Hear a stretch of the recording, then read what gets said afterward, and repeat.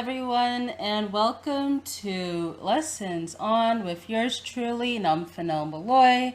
So this here is part 3 of script coverage, which will focus on beyond the coverage. Essentially, I'll be talking about opportunities for script readers out there. So before I start, I just want to say that if you guys are writers out there or if you are reading scripts, I just want to say you guys are already script readers because that usually how it goes. So, oh my goodness, hate this. So, let's go on to what is a script reader.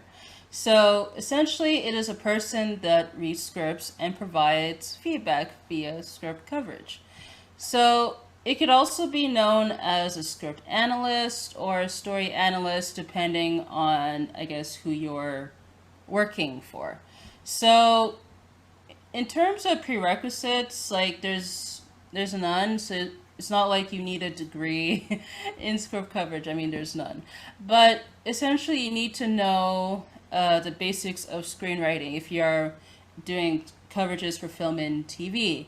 If you are, let's say, doing coverages for theater, no theater. If for books, no manuscripts and all that sorts of deal. So often as a script reader, you will be reading unproduced scripts for either a production company, studio, or competitions, so forth. So how does one become a script reader? Well, first off, you need to read scripts. You need to know how to read scripts. So also too, depending on the industry you are doing coverage for, know the guidelines. So always, like if you're doing, let's say, screenplays, you need to know the formatting off the back of your head, or at least have like a document or have a web page that shows all those industry guidelines as examples. And unfortunately though, like if you are trying to find work as a script reader, you will need to have experience to work for industry professionals. So if you're trying to start off as a script reader, it's really tough to find entry level positions. I mean, unless, let's say, like how can I say, if you find like internships, usually unpaid internships or volunteer gigs, usually those ones, they don't have like a prerequisite. And yeah, like I would say too, like if you're just starting out, like try to start with peer reviews. So if you know any fellow writers out there that need feedback, try to do coverages for them, and then hopefully that way that could build your way to get paid work. So essentially with my journey as a script reader, like I first learned about script coverage when I was in the script writing program at Algonquin, and then with that I was able to get internships, unpaid work, and then that essentially led to me getting paid work for Coverfly, which I'm currently working at as the time of the recording. So where can you find script reader jobs? So yeah, like you could start off with internships, whether that's paid or volunteer. Try to look at job sites such as LinkedIn, Indeed, Mandy, Stage 32 as examples. Because for me, with my internship with Chester Commuter, I believe I found that, I think it was on Mandy. With the other one I did, Pomegranate Pictures, that one I think it was Mandy as well too, or it might have been another job site, I can't remember. And with Coverfly, that one I found a post on Facebook. Can you imagine it? So yeah, just I would say look either those traditional job sites, or you can look at social media as well too. So if you're social media, try to like find I would say groups where like they primarily focus on, let's say, industry jobs. So if you are based in Canada, I know there's a notable one called Inc. Canada on Facebook, and I also have my Algonquin College. They have their group page as well too. So, and also too on Twitter, I see it's a new thing. Like they have these community tabs, or like let's say for different groups, maybe such as filmmakers page or a writers page, so forth. So I believe that way too it could help you find work in the field. So also to try to find networking events, whether that's virtual or in person. So I don't know like if those like events will have scriptwriter jobs directly, but I mean it's a good way to do networking because unfortunately in the field, if you can't find work through those job sites, you'll have to find work through networking. So some notable networking events that you could try to sign up for. I know Screencraft, they have their Writers Summit. Also to, I'm trying to remember which one. So I know like the CMPA, if you guys are based in Canada, they always have their annual networking event. I'm very curious if their upcoming one is going to be in person or if it's going to continue to be virtual. So they usually have those. So those are just examples of networking events you could try.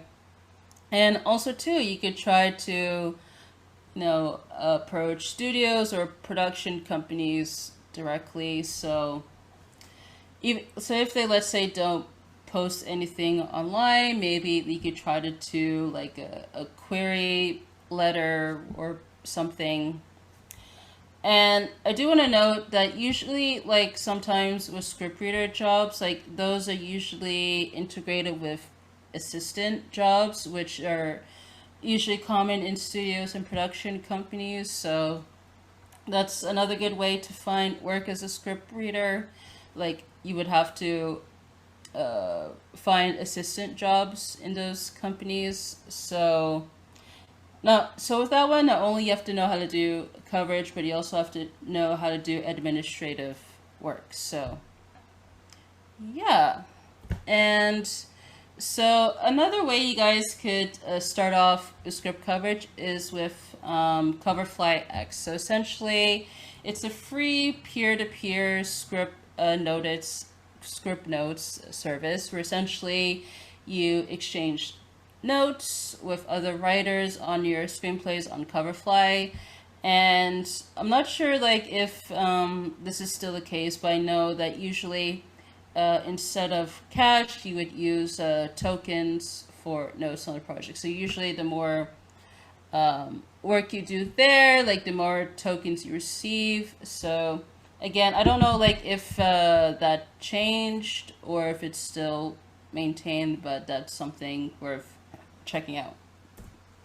And really another option you guys could do is do it yourself. So maybe you could launch your own like freelance website or offer like services where you can provide script coverages for maybe a certain amount of money, whatever works for you. So if you are going to go this route, I do recommend you have your portfolio of previous script coverages on hand. So whether that you actually got from a writer, or if let's say you found scripts online that you did coverages for, I mean that way, yeah, just keep those on hand in case if the client asks to see samples of your work.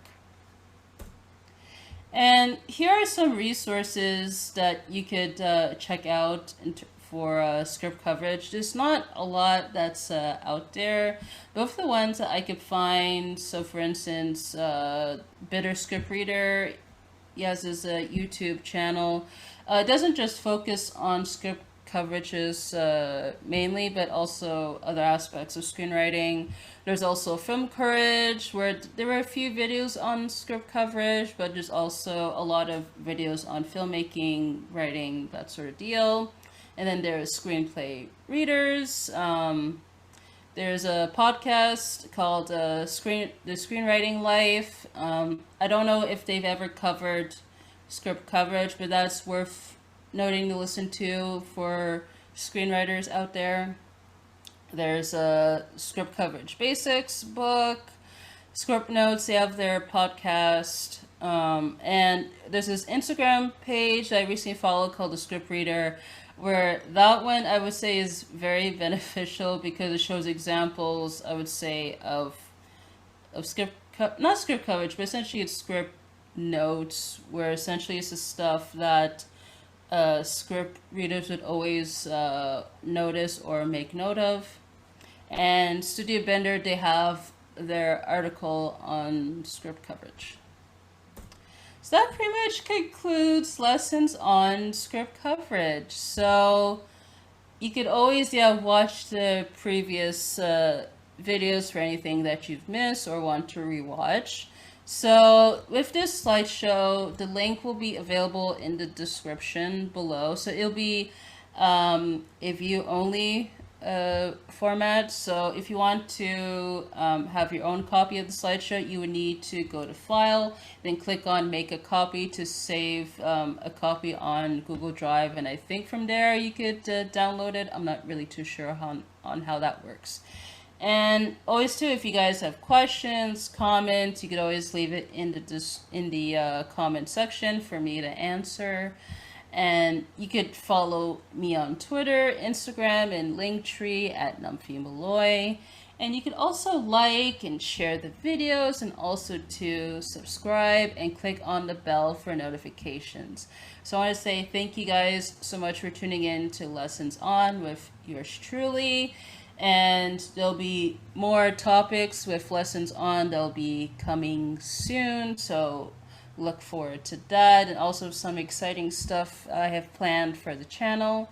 And I want to say thank you guys so much, and I would say happy learning to you all.